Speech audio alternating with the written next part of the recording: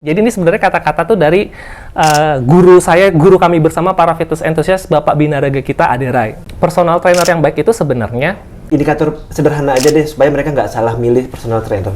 Anjir, siapa lu sokap? Kalau mereka getol nih, nyari klien nih, itu mereka minimal sebulan bisa mengantongi.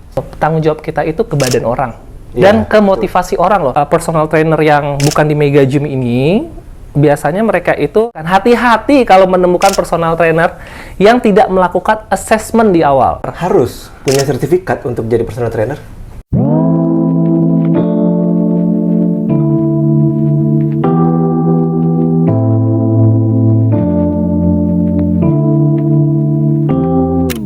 Welcome back di YouTube channel gue, Lubuk Karir. Buat teman-teman yang belum subscribe, silahkan di-subscribe dulu. Dan buat teman-teman yang sudah, terima kasih banyak. Hari ini gue udah bareng Diki Haryo. Yeay! Hai guys, halo Pak Dil. Thank you, Dik. Udah mau bagi waktunya buat sempetin kesini ya. Sebenarnya personal trainer tuh sekarang kayak lagi banyak dibutuhin, dicari sama orang-orang gitu ya. Apakah ini memang mulai dari pandemi atau sebelum pandemi? Nah, gue pengen tahu lebih dalam. Oke, sebelumnya tapi gue pengen tahu dulu, personal trainer itu sendiri apa sih, Dik? Oke, personal trainer kalau arti Indonesianya ya pelatih kebugaran. Oke. Jadi profesi yang menolong orang untuk lalet. Gue tahu belum? Lalet. Nggak seru, man. Oke, jadi kalau personal trainer sendiri, kalau dari harafiah ke Indonesianya itu adalah profesi pelatih kebugaran. Jadi itu profesi atau orang yang membantu banyak orang untuk meraih body goals-nya mereka atau goals kesehatannya mereka nih mau apa? Ada yang kepengen kurus, ada yang kepengen lebih berisi, atau justru kayak pengen sekedar sehat aja, bugar aja, kayak gitu. Jadi personal trainer ini guide untuk mereka untuk bisa meraih tujuannya itu tadi. Oke. Gitu. Nah, yang bikin gue penasaran sebenarnya, lu kenapa kepikiran jadi PT? Atau ini disingkatnya PT kan ya kalau nggak salah ya? Personal trainer ya. Kenapa PT. lu kepikiran jadi PT gitu? Apakah ini salah satu profesi lo atau lo sebenarnya emang ini jadi andalan lo juga gitu sebenarnya? Iya, jadi ini sebenarnya agak unik nih, Dil. Jadi sebelumnya itu pekerjaan gua itu bukan personal trainer, gua adalah penghasilan lain. Oke. Ya, terus dulu sejarahnya gua tuh dari overweight, Dil. Sejarahnya. Jadi, iya, gue dari overweight. Jadi berat lo berapa dulu? Berat gue itu 85 kilo. 85, oke. 85 sampai tembus 88 kan. Pada saat itu ada cerita lucunya nih. Agak panjang nggak apa-apa ya? Nggak apa-apa. Jadi gini, zaman kuliah gue ngaco banget. Kalau kita lagi nongkrong nih sama teman-teman nih, kalau ada makanan nggak habis tuh gua ambil itu nggak habis tuh. Gua ambil gue tong sampahnya deh, guys. Gue tong sampahnya gitu kan. Sampai pada akhirnya badan gue udah nggak enak banget kan. Indikatornya nih, setiap kita jalan tau kayak pusat pembelanjaan kayak ITC gitu-gitu, tau nggak sih? Iya, tahu. Di situ kan kadang suka ada ya kayak salesman yang ngasih jamu pelangsing atau kan. Di setiap momen yang berbeda, di setiap waktu yang berbeda, kok gue selalu dikasih tuh brosur jamu ya kan, pelangsing turun 3 kg dalam waktu 2 minggu. Kayak kenapa nih gue selalu dikasih begitu atau itu kalau ke ITC. Secara lu emang kelihatan banget lu gendut gitu. Buncit. Jadi bukan yang ini ya guys, bukan yang kayak overweight badan gendut gimana gitu, tapi kayak ya buncit lah gitu, tidak sedap dipandang gitu kan. Kalau ke mall-mall juga mulai banyak mega gym berjamuran nih, ya kan? Selalu dibagi Kak, ikut membershipnya Kak, fitness di sini Kak gitu. Wah, gue dari situ gue ada notice, there's something wrong with me gitu kan, kayak gitu. Dari situ gue mulai ngumpulin niat nih, gue harus olahraga nih. Disclaimer, gue zaman sekolah gue sama sekali nggak suka namanya olahraga. Pelajaran olahraga kalau bisa gue izin, Pak sakit perut. Pak, gimana nih Pak? Udah pokoknya yang penting gue nggak ikut olahraga, gue ke kantin. Gue nggak suka olahraga, sama sekali gue nggak suka. Gitu kan? Nah, gue ngumpulin niat. Tadinya gue ada tabungan itu tadinya gue mau pakai ke beli sepeda fiksi. Jadi at that time itu lagi zamannya sepeda fiksi nih orang-orang nih. Sepeda fiksi nih, gue pengen ikutin tren gitu kan. Terus setelah gue pikir-pikir, ini kan tren nih, bakal bisa hilang nih gitu kan. Akhirnya gue kasih aja deh tabungan gue alokasikan untuk bayar gym pada saat Iya, itu. iya. Sambil langsung gue nggak main-main, gue langsung hire personal trainer. Waktu itu di tempat gym kecil ya guys, di ruko-ruko yang kayak di bawahnya middle class lah, Oke. yang kecil gitu.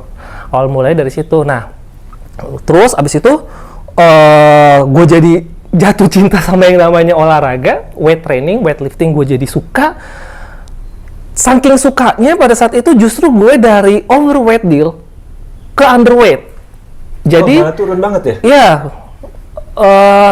jadi pada saat itu gue sangat menggilai yang namanya kardio. Jadi treadmill gue kuat bisa lebih dari 30 menit, pokoknya kardio gue kuat deh. Sampai pada akhirnya masuk dong bulan Ramadan ya nggak? Masuk bulan Ramadan nih Dil, ceritanya biasa kan kita ketemu-ketemu dong, reuni-reuni. Sampai dibilang begini, Dik, lu sakit? Wah udah nggak enak banget.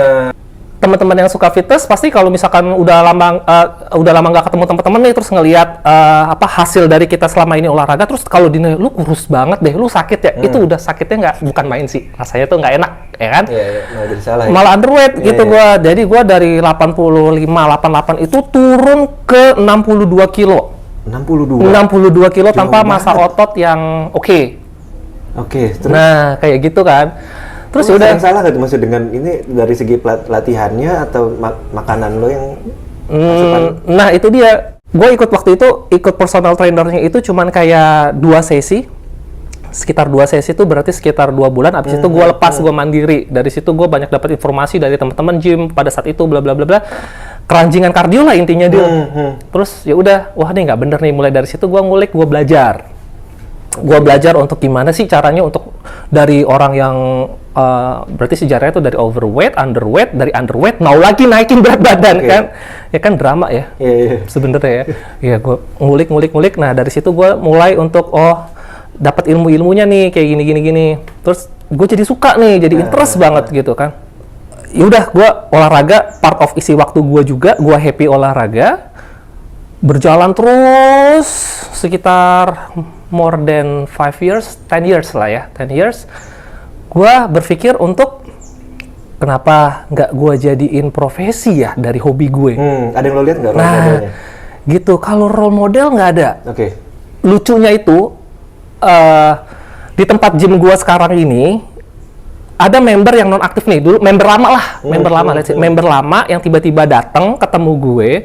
Terus dia bilang, Dik, lu ini gua dong, PT-in gua dong, guide gua. Gue bercanda pada saat itu, padahal kayak gue cuma ngomong, lo berani bayar berapa gue?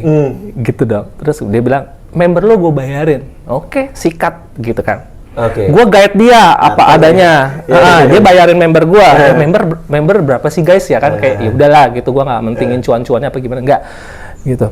Tapi pada saat gue nge-guide dia seneng dan dia menunjukkan progres gitu. Dari situ gue kayak ini shout out to Andrew namanya. Shout out to Andrew. Nah, kalau nggak karena lo juga mungkin pikiran gue nggak kebuka nih untuk jadi ternyata gue punya bakat sebagai personal trainer gitu. Kalau nggak karena dia waktu itu minta gue ya. Terus gue ternyata punya bakat cara komunikasi gue. Kan personal trainer tuh kita bisa nggak nih mendeliver instruksi ke orang, ya kan? Ternyata gue punya bakat ke situ tuh.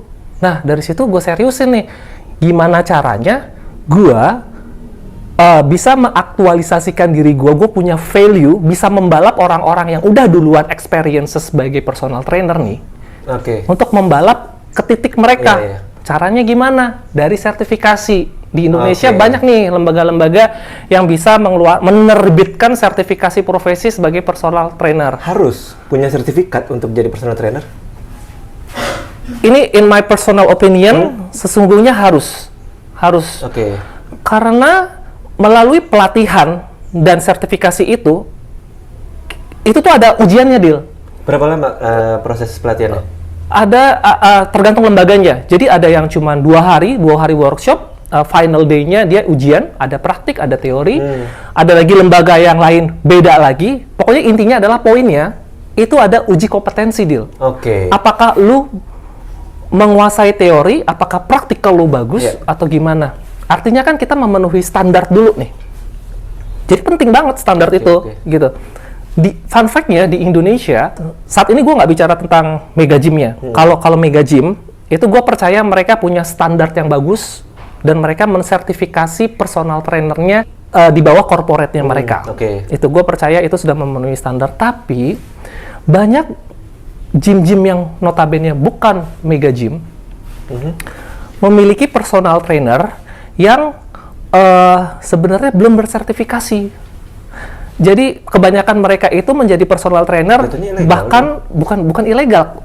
Kita nggak bisa sebut ilegal karena kalau misalkan ilegal itu karena di Indonesia sendiri nggak ada aturan yang mengharuskan pekerja pelatih kebugaran itu harus punya sertifikat, bukan kayak dokter. Kalau praktek harus punya ya harus lulus kedokteran, harus punya ini gitu. Tapi kan ini resikonya ketika nggak certified, orang beresiko untuk cedera atau bahkan mungkin bisa jangka pendek, bisa jangka panjang ya cederanya ya. Tapi maksud gue tujuan utamanya kan adalah membuat orang bugar atau membuat orang menjadi terbentuk badannya kan. Bener. Nah, sebenarnya kan ini kan sudah menjadi syarat utama. Nah, itu dia. Persepsi lo gimana tuh kalau Nah, itu dia balik lagi ya. Jadi personal trainer yang bukan di mega gym ini biasanya mereka itu jadi pelatih kebugaran karena berdasarkan experience mereka, mungkin dulunya pernah ikut body competition apa segala macam. Artinya apa? Experience mereka itu mereka bisa dibilang cukup pintar untuk membaca tubuhnya sendiri nih. Tapi guys, belum tentu pandai membaca tubuh kondisi orang lain. Karena setiap manusia itu kondisi tubuhnya beda-beda. Metabolismenya beda-beda, usianya beda-beda, mobility tulang, sendi, massa ototnya beda-beda. Punten nih, bukannya gimana-gimana nih. Saya kira saya sama teman-teman personal trainer sepakat, maupun yang senior maupun yang baru-baru, kita sepakat kalau kita harus punya ilmu yang memadai untuk selanjutnya bisa kita praktekkan ke klien kita. Karena tanggung jawab kita tuh bukan main-main loh. Tanggung jawab kita itu ke badan orang dan ke motivasi orang loh. Ada orang yang sulitnya bukan main untuk mulai olahraga, dia memberanikan diri untuk keluar sejumlah uang yang nggak sedikit untuk meng-hire personal trainer. Dengan ekspektasi mereka bagus ya, badannya menjadi sehat apa segala macam, tapi yang dia dapat malah ini misalkan kapok dalam tanda kutip. Kapok nih maksudnya gini Dil.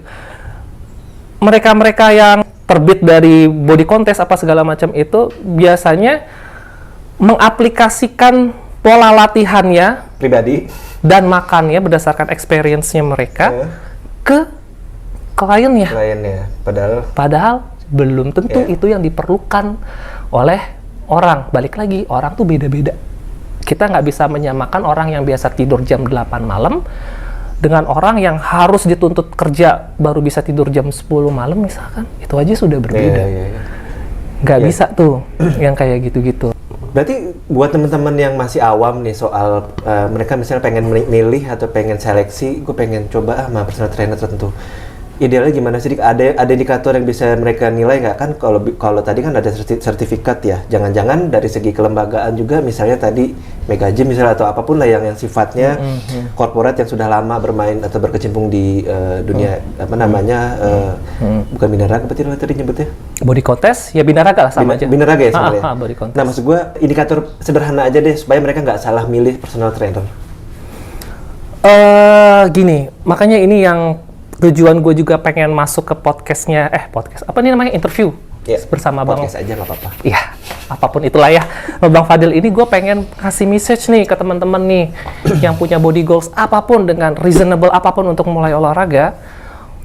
Untuk kalian pengen meng-hire seorang personal trainer atau pelatih kebugaran, jangan lihat dari framing badan si personal trainernya itu sendiri. Oke. Karena bagus badannya terus dipercaya gitu ya. Disclaimer dulu. Personal trainer yang memiliki sertifikat pun belum tentu bagus. Jelas ya, belum tentu bagus juga. Oke.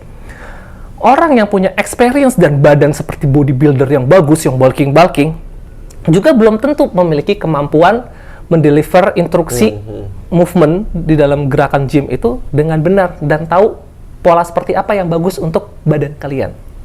Jadi sebenarnya agak sulit, agak tricky memang. Gitu. Di sini gue bisa menjamin kalau yang di mega gym pasti mereka sudah memenuhi standarnya.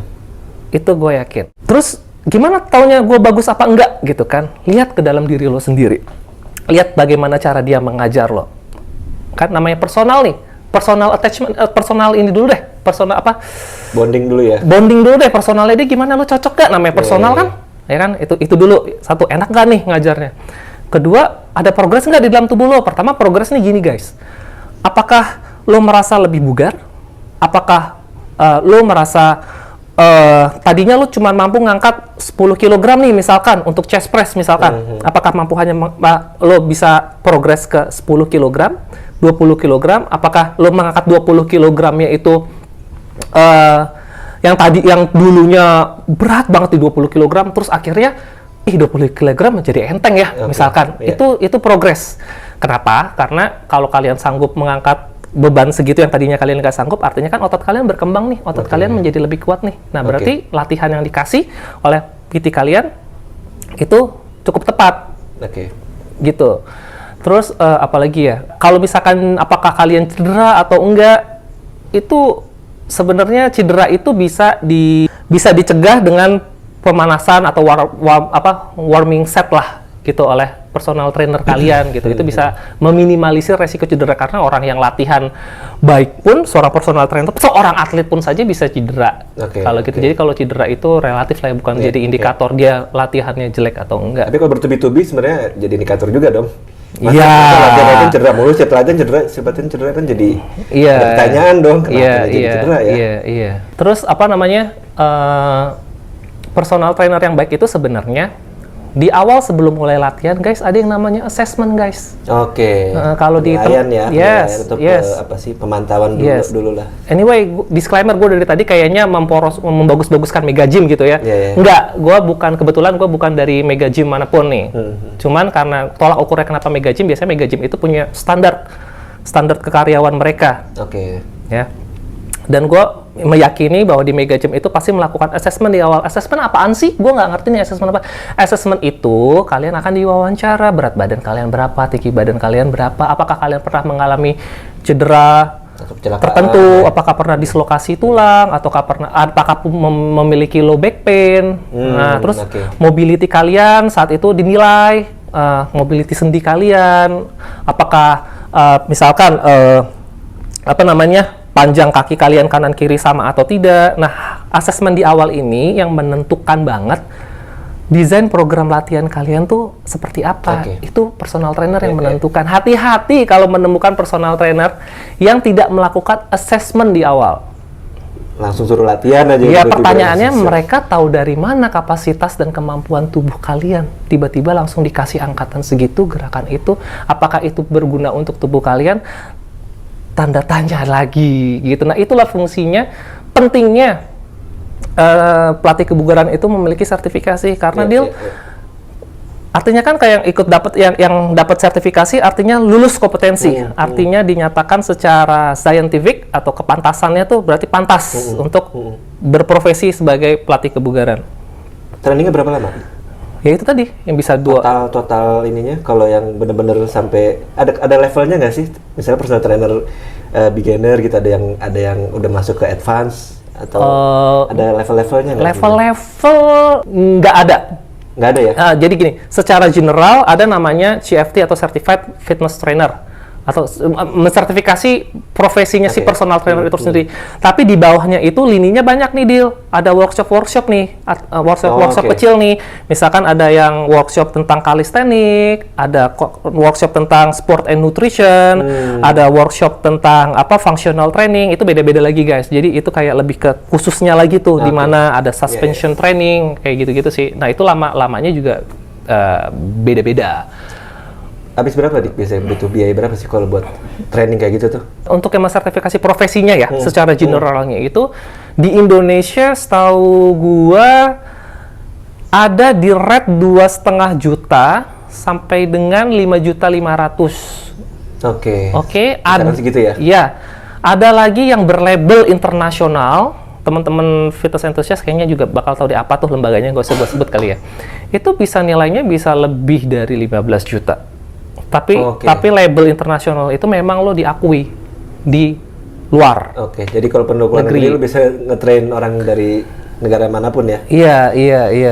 Nah, terus kami yang sudah bersertifikat misalkan ya, dijamin kalau ilmu kami itu selalu terupdate. Karena once kita ikut sertifikasi, kita dapat community nih guys. community para pelatih kebugaran, di mana setiap wadahnya yang kita ikuti ini selalu memberikan update informasi mengenai apa yang tidak boleh, apa yang boleh, gerakan apa yang oke, atau misalkan gerakan yang tidak boleh untuk orang yang memiliki sakit tertentu, itu kita selalu diupdate. Itu pentingnya guys, makanya kenapa harus memilih, kalian cek dulu, punten Pak, Bang, Abang bersertifikat nggak? Gitu. Itu penting, karena gila mereka itu bertanggung jawab terhadap badan lo. Jadi you have concern. Dik, sorry. Lo kan laki ya, Dik ya? Lo pernah disuruh ngelatih cewek nggak? Ada ada batasan-batasan ini nggak sih? Ya, klien gua cewek. Misalnya ya? Ada. Nah, etika ini juga dipelajari nih, Dil. Di sertifikasi. Kontak fisik boleh dong, maksudnya? Boleh, tapi harus izin dulu, permission dulu. Boleh saya pegang? Boleh saya kasih tahu target mana yang akan kena? Boleh saya pegang untuk kontraksinya di mana? Kayak gitu-gitu. Itu ada etikanya. Itu kita pelajari. Gitu ya. Cara kita ngomong aja itu harus ada attitude-nya. Kita pendekatannya boleh nih seperti teman, sahabat, bro, what's up bro, bla bla bla, boleh. Tapi intonasi, volume suara harus dipikirkan. Biar gimana pun, lu adalah klien gua. Jadi I have to put respect on you. Profesional lah dia dalam kondisi saat itu ya. Iya, pendekatannya terserah teman-teman fitness teman-teman pelatih kebugaran lah. Pendekatannya mau gimana, tapi harus tetap jaga intonasi, cara bersikap. Itu perlu, apalagi menyentuh badan, apalagi untuk yang lawan jenis ya harus permisi dulu. Dan untuk mengambil gambar, memvideokan. Itu harus izin dulu. Itu harus izin dulu, sorry. Saya boleh nggak ngambil ini untuk kepentingan, misalkan untuk kepentingan Instagram saya, misalkan kan kadang kan kita personal trainer butuh ini ya, self branding ya, perlu ini ya. Gitu, kalau boleh mereka tidak berkeberatan baru kita rekam. Nggak boleh tiba-tiba sembarangan rekam terus upload. Itu kan privacy. Ada bedanya nggak sih, Dik, cewek sama cowok tuh mereka minta dilatihnya seperti apa gitu? Maksud gue lebih ke apakah yang cowok lebih banyak bentuk fisik, bentuk body, atau yang cewek? Kalau secara general, secara human anatomy nggak ada. Artinya nggak ada tuh, nggak ada gerakan yang cowok terlarang untuk latih ini karena ini untuk wanita, nggak ada. Kalau dari awal, maksud gue poinnya si cewek pas ngontek lo itu minta kebutuhannya untuk apa? Nah ini mostly, assessment itu tadi. Mostly cewek itu kepengen bagian lower body itu dari hips, dari pinggul kita sampai ke bawah, ngecilin paha, memperkuat bokong, mengecilkan betis. Biasanya problemnya wanita tuh itu. Kalau cowok biasanya pengen upper body-nya, saya pengen dada saya lebih bidang, saya pengen ininya gini. Nah gitu. Nah terus yang pengen saya sampaikan di sini nih guys nih, faktanya adalah buat kalian yang pengen fat loss atau weight loss, personal trainer manapun tidak bisa menjamin dengan gerakan ini, dengan kamu sit up 100 kali perut kamu kempes. Nggak ada. Jadi fat reduce di dalam tubuh kita itu guys, kita nggak bisa pilih mana duluan yang akan ke reduce.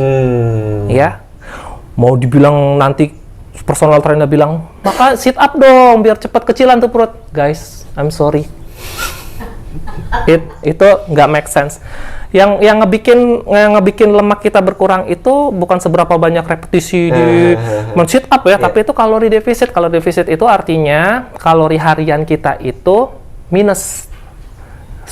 Kalori defisit lah. Nanti bisa di Google ya, defisit itu apa, kayak gitu-gitu. Itu yang bikin, dan targetnya mana kita nggak bisa milih guys. Setiap tubuh orang tuh unik. Ada yang tiba-tiba ininya tirus duluan nih, mukanya kelihatan tirus duluan, tapi pahanya masih gede. Itu kan, kecuali kalau kalian ke ini ya, ke dokter sedot lemak nih, sedot lemak mungkin bisa untuk ke spot-spot tertentu tuh bisa. Tapi kan ada gerakan tertentu memang buat titik tertentu, Dik, bener nggak sih? Lu mau ngecilin betis, ada gerakan-gerakan tertentu dong, pasti dong. Betul. Nah, maksud gua kalau lu tadi bilang sebenarnya itu nggak jaminan gitu kan? Ku koreksi, bukan mengecilkan. Namanya kita kalau sudah weight training, weightlifting, itu kita justru membuat jaringan otot kita itu lebih kuat, artinya lebih tebal.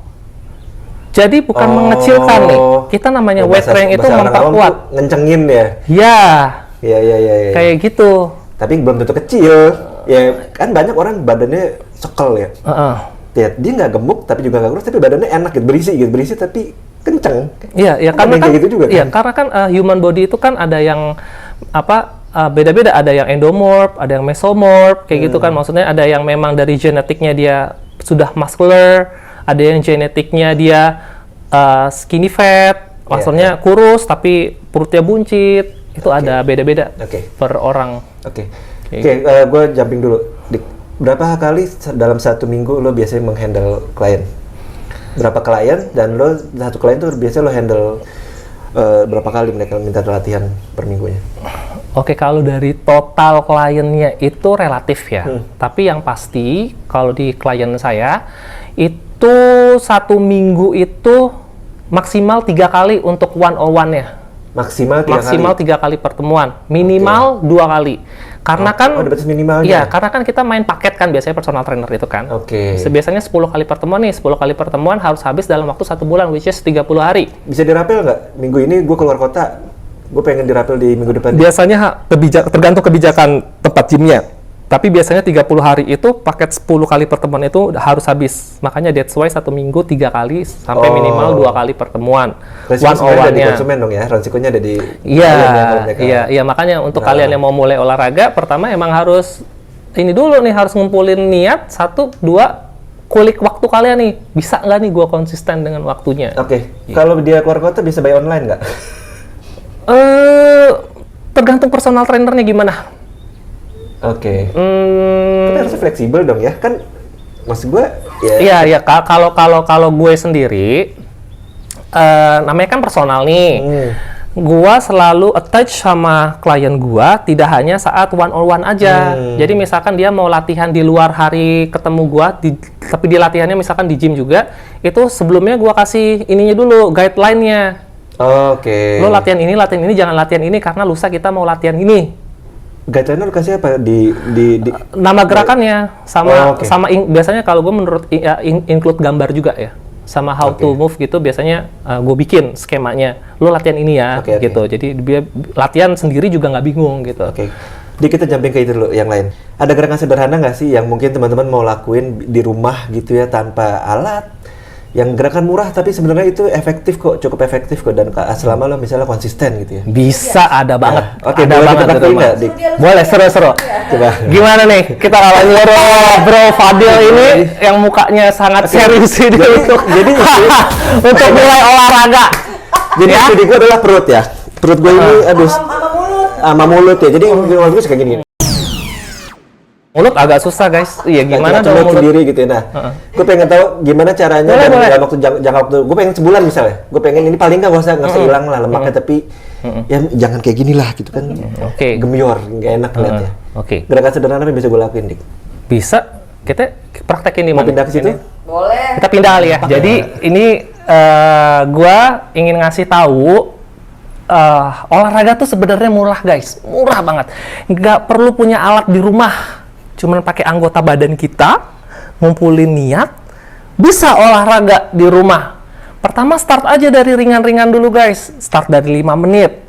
Terus abis itu 10 menit, 15 menit. Yang penting konsistensi, hari Senin latihan 5 menit, ntar hari Rabu up lagi 10 menit, kayak gitu. Nah ini latihannya very basic yang pengen gua kasih tahu nih ke kalian, bisa praktekin ke rumah. Kebetulan demonya Bro Fadil nih.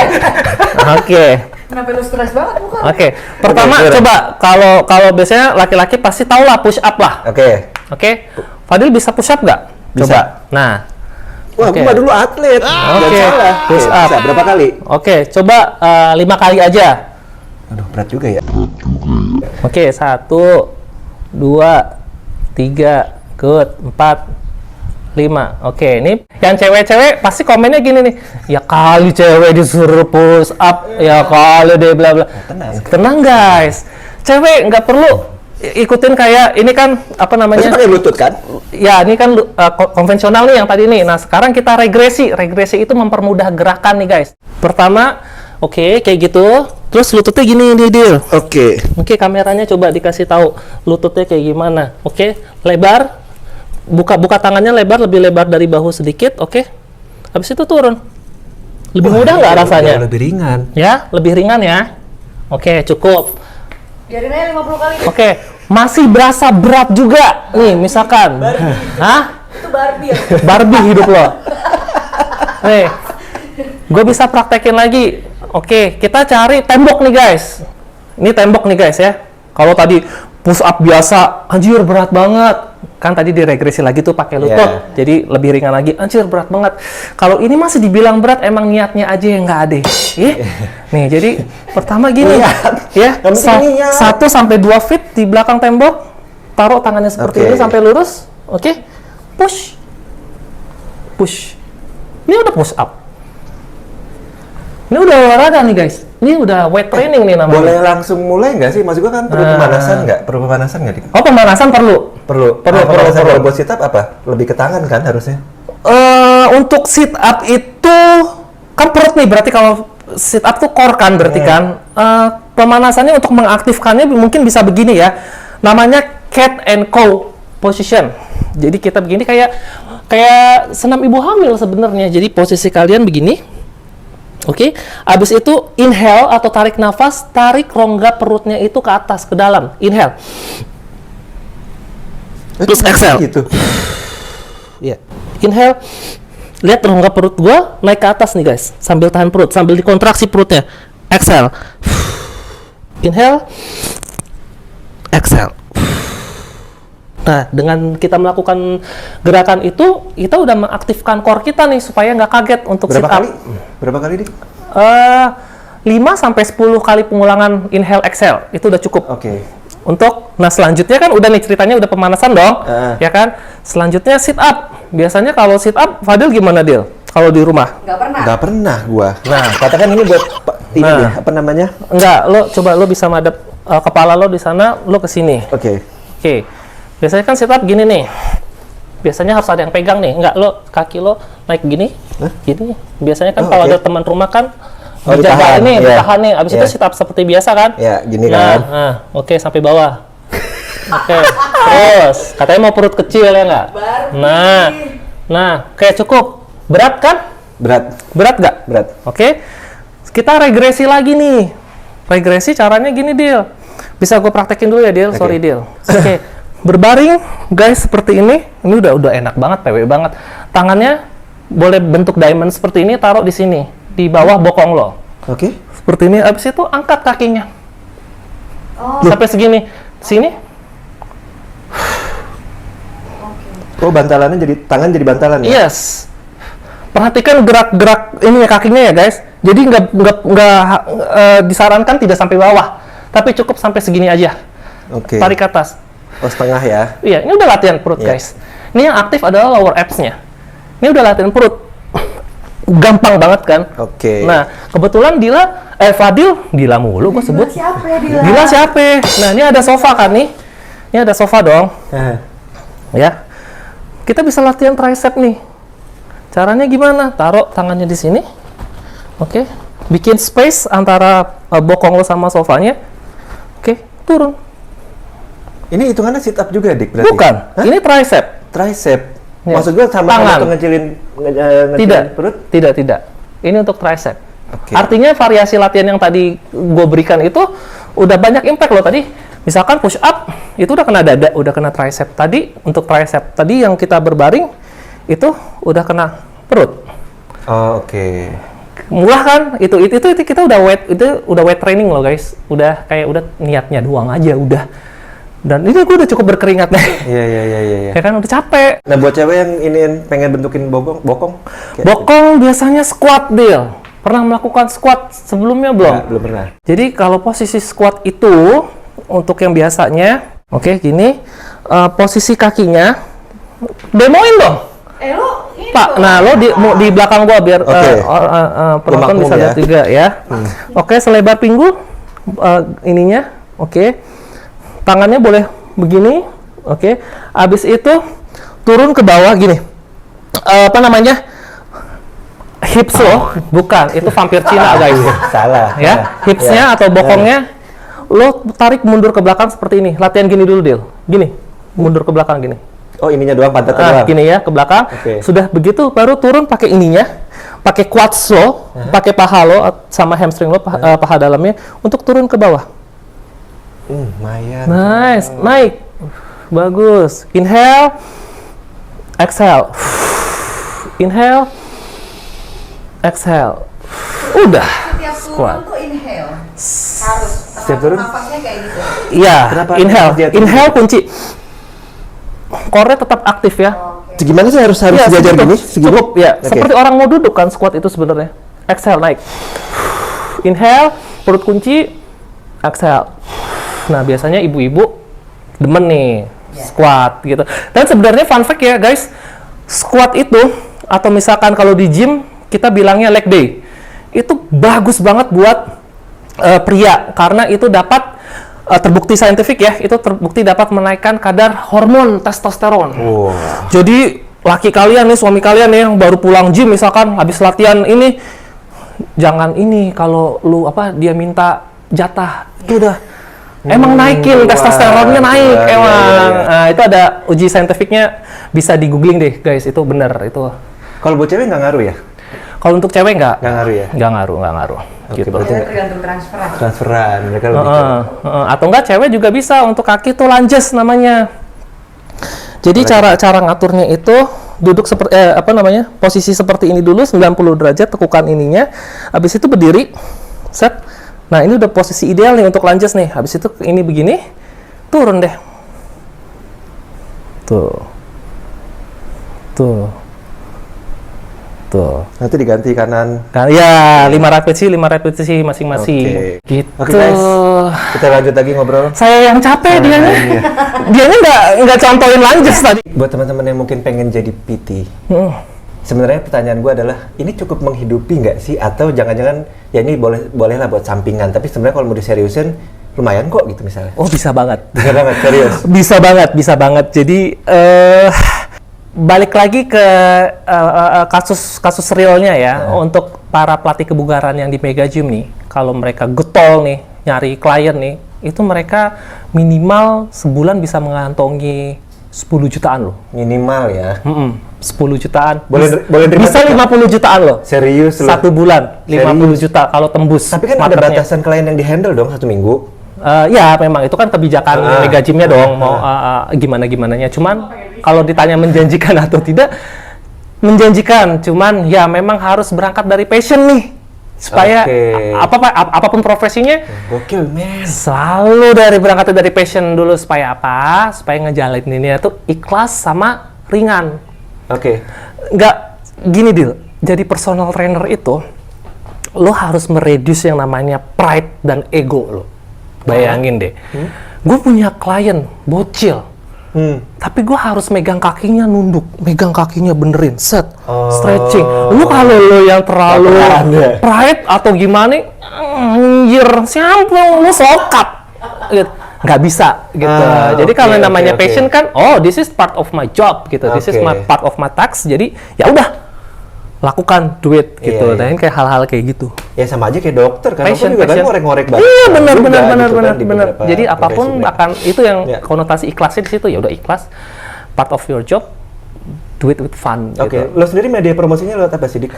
Kalau lo menjual diri lo sendiri ya buat ngasih tau ke calon-calon klien lo? Melalui Instagram. Oke. DIKIHARIO. Instagramnya nanti tolong di. Apa? Classified. Gini, gue mau nanya topik yang lain. Memunculkan motivasi orang buat sehat itu nggak gampang ya. Nah, gue pengen tahu deh. Ini ada pesan moral nggak sih buat teman-teman yang, terutama gue pekerja ini, gue males banget serius Dik. Gue males banget buat olahraga, pulang kantor udah capek, pusing segala macam. Padahal tadi guys, gue sebelum ngobrol sama Diki hari ini, gue tadi nanya soal yang praktis aja deh buat gue, yang simple tapi itu lumayan efektif. Tadi kan udah contohin ya. Nah, maksud gue men-trigger itu untuk supaya gue bisa bergerak. Ya udahlah, ayo dong mulai gitu. Oke. Pertama kita harus tahu dulu ada bukti sains yang bilang kalau kita di atas umur 30 tahun masa otot manusia itu turun 1%. Oke. Ada skema Kenapa kita harus olahraga? Karena kita akan melatih otot kita, menjaga massa otot kita. Dengan kita memiliki massa otot yang baik atau yang bagus, maka dapat menunjang gerak tulang menjadi baik.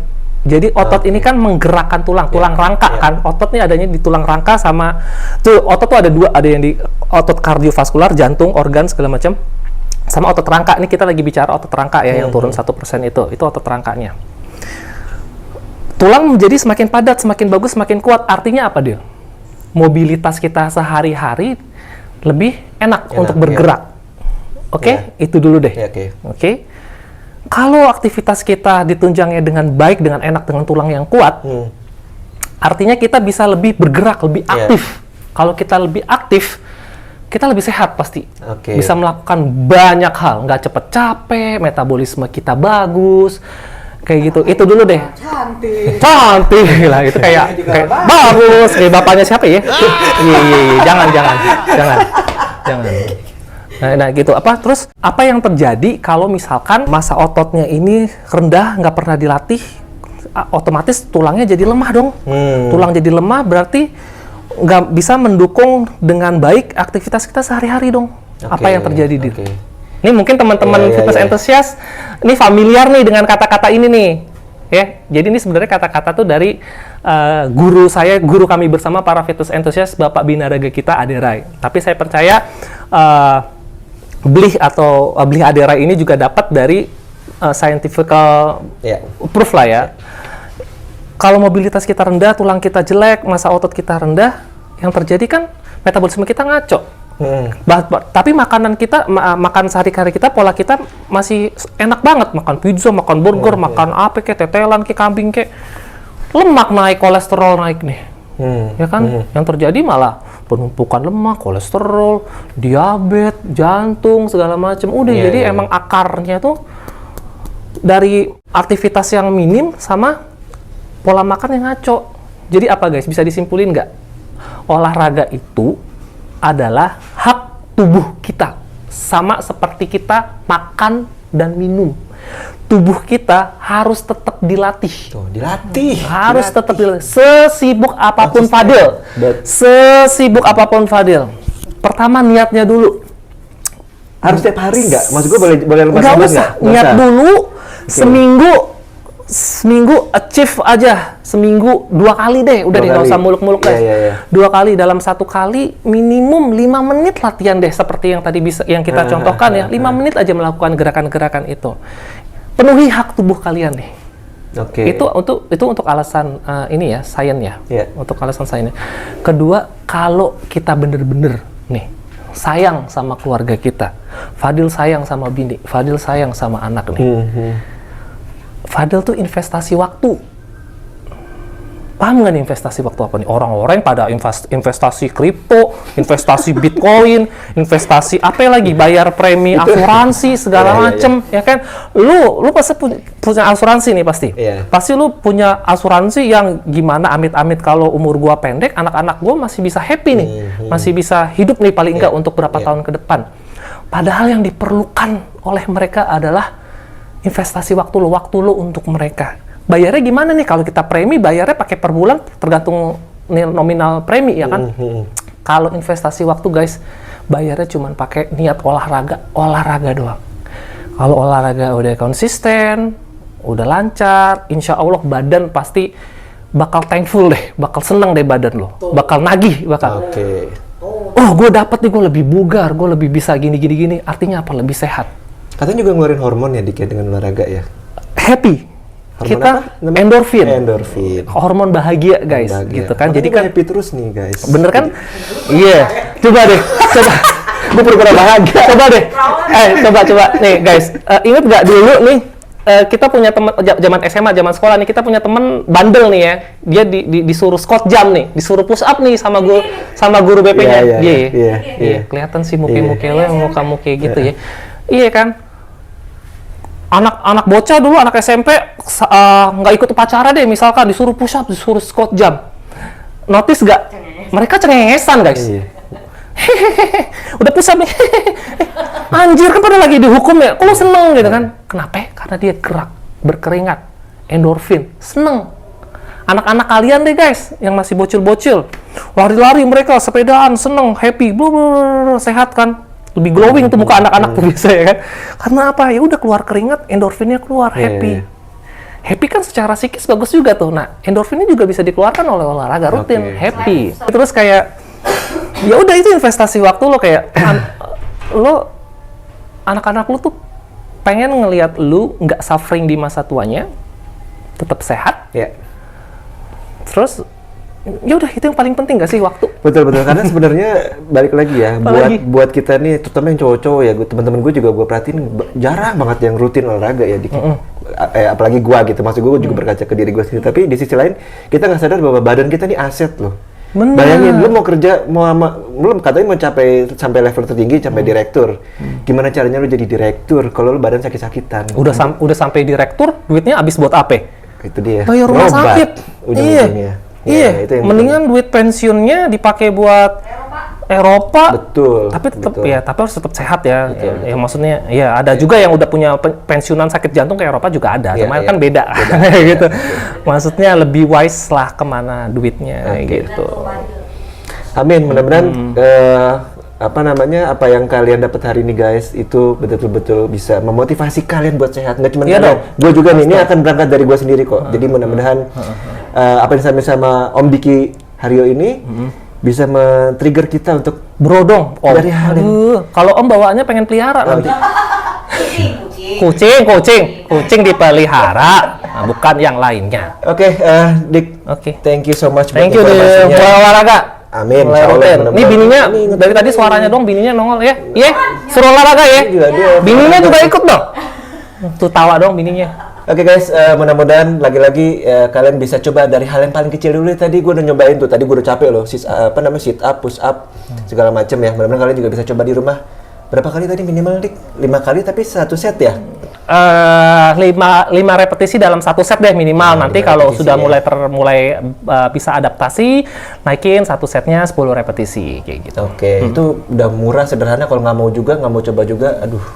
Oke, teman-teman, kalau belum subscribe, silahkan diklik subscribe-nya YouTube channel ini. Terima kasih. Wassalamualaikum warahmatullahi wabarakatuh. Thank you guys. Sampai ketemu lagi di YouTube channel gue berikut ya. Bye.